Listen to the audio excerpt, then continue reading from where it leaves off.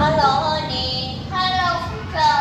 What's your name? My name is Bảo. How old are you? I'm fine. So How are you today? I'm fine. Thank you and you. Yesterday I'm very happy to see you. Thank you. Where are you from? I'm from Vietnam. Miss you. Nice to meet you. Nice to meet you too. Okay, today we have a test. Are you ready? Yeah. Okay. Now what do you see? I see a chicken.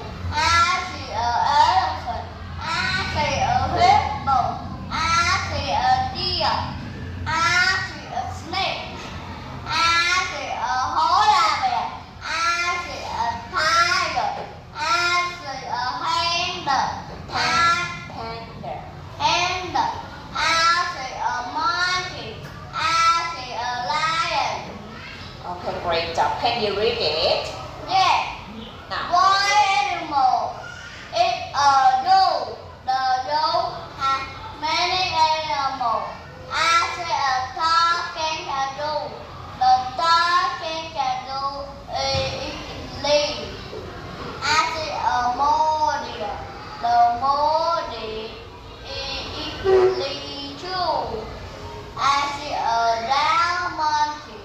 The round monkey is eating fruit. I see a yellow tiger. The yellow tiger is sleeping. I see a red elephant. The red elephant eating grass. I see a big hippo.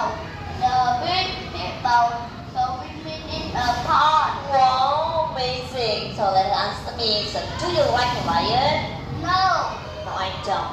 no answer. Do you like elephant? Yeah, I do. Do you like polar bear? No answer. So what animals do you like? I like chicken. I like elephant. I like monkey. So what animals don't you like? I don't like hippo. I don't like snake. I don't like polar bear. I don't like tiger. I don't like panda. I don't like lion. Wow, really? Okay, so me too. I don't like tiger too. Okay, thank you. Goodbye. High five. Yes, right.